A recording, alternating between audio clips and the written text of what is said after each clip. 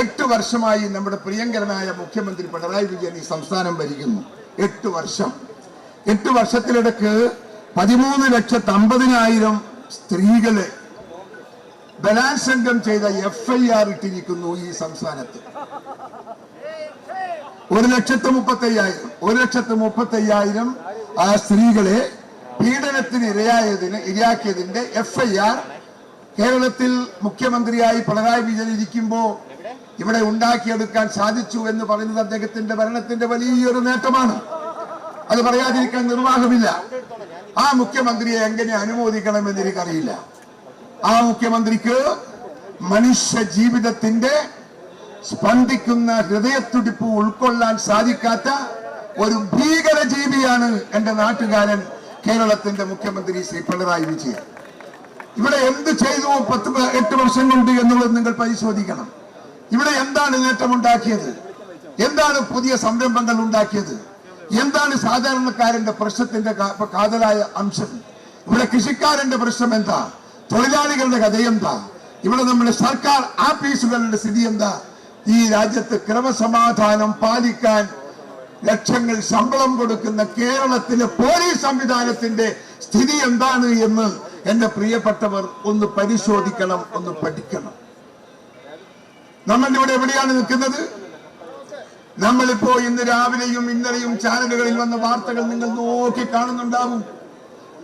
മലപ്പുറം ജില്ലയിൽ 4 സ്ത്രീകളെ പോലീസ് ഓഫീസർമാർ മാറി മാറി ബലാത്സംഗം ചെയ്ത് കേസ് കൊടുക്കാൻ അനുവദിക്കാതെ അവരെ ഒറ്റപ്പെടുത്തി ഈ നാട് ഭരിക്കുന്ന മുഖ്യമന്ത്രിയെ അങ്കിൾ എന്ന് വിളിക്കുന്ന ഒരു DIGയും SP-യും CI-യും ഈ വ്യഭിചാര കേസിൽ, ഈ ബലാത്സംഗ കേസിൽ പ്രതികളാകാൻ പോവുകയാണ്.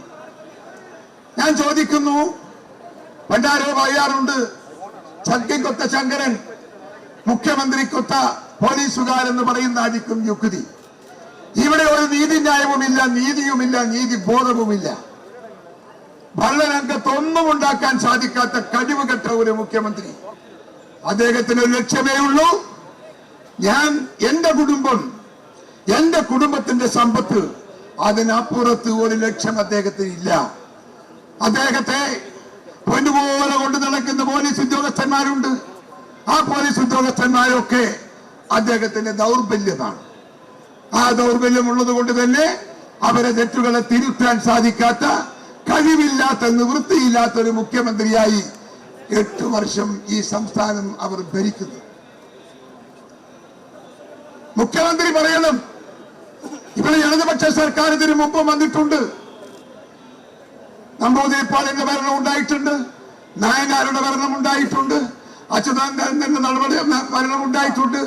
ഈ ഭരണത്തെ ഒന്നും ഞങ്ങൾ ഇതുപോലെ വിശേഷിപ്പിച്ചിട്ടില്ല. ഈ ഭരണത്തെ ഒന്നും ഞങ്ങൾ ഇതുപോലെ അപലപിച്ചിട്ടില്ല. ഈ ഭരണത്തെ ഒന്നും നമ്മൾ ഒരിക്കലും ഇതുപോലെ വിമർശിച്ചിട്ടില്ല. എന്തുകൊണ്ടാ?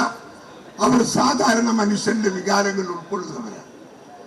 അതുകൊണ്ട് ഞാനിവിടെ പറയുന്നു, ഈ മുഖ്യമന്ത്രിയുടെ മാറ്റം കേരളത്തിന് അനിവാര്യമാണ്. ഈ മുഖ്യമന്ത്രിയെ വെച്ചുകൊണ്ടൊരു ദിവസം മുൻപോട്ട് പോകാൻ സാധിക്കില്ല. ഒന്നുകിൽ CPM എന്ന് പറയുന്ന പാർട്ടി തീരുമാനിക്കണം, അല്ലെങ്കിൽ കേരളത്തിലെ ജനങ്ങൾ തീരുമാനിക്കണം. പ്രക്ഷോഭത്തിന്റെ തീച്ചുളയിൽ ഈ സർക്കാരിനെ ചുട്ടുകരിക്കണം. അതിന് മനസ്സുവരിക്കാനുള്ള താല്പര്യം എന്റെ പ്രിയപ്പെട്ട പ്രവർത്തകന്മാർക്കുണ്ടാവണം. ഇന്നലെ ഉണ്ടായ സംഭവം നിങ്ങൾക്കറിയാം. യൂത്ത് കോൺഗ്രസുകാർ അവകാശ സമരമാണ്. പോലീസിനെ കല്ലെറിഞ്ഞിട്ടില്ല, പോലീസിനെ തെറി വിളിച്ചിട്ടില്ല, പോലീസിനെ തള്ളിയിട്ടില്ല. എന്റെ കുട്ടികളെ, ഒന്നും ചെയ്യാത്ത പാവം കുട്ടികളെ നിരവധി പോലീസുകാർ വളഞ്ഞു വെച്ച് അടിച്ച് തലയും കൈയും കാലും പൊട്ടിച്ച് ആശുപത്രിയിൽ കിടക്കുന്നു. ഈ സർക്കാരിനെ ഭരിക്കാൻ അനുവദിക്കാമോ? ഈ സർക്കാരിനെ ഉൾക്കൊള്ളാൻ സാധിക്കുമോ?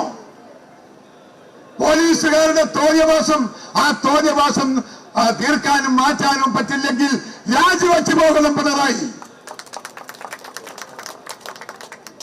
മക്കൾക്ക് പണമുണ്ടാക്കിയാൽ പോരാ, കുടുംബത്തിന് പണമുണ്ടാക്കിയാൽ പോരാ, ആ പണമുണ്ടാക്കുന്നത് നാട്ടിലെ ജനങ്ങൾക്കും വേണം.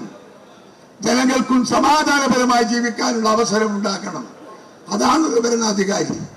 പിണറായി വിജയൻ അതാവില്ല എന്ന് ഇതിനകം കേരളം തെളിയിച്ചിരിക്കുന്നു. അതുകൊണ്ട് തന്നെ രാജിവെക്കാൻ അല്ലെങ്കിൽ അടിച്ചു പുറത്താക്കാൻ കേരളത്തിലെ ജനങ്ങൾ രണ്ടും കൽപ്പിച്ച് രംഗത്തേക്ക് വരുമെന്ന് ഞാൻ പ്രഖ്യാപിക്കുന്നു. കോൺഗ്രസ് ആ ജനതയുടെ മുന്നേറ്റത്തിന് നേതൃത്വം കൊടുക്കുമെന്നും ഞാൻ പ്രഖ്യാപിക്കുന്നു.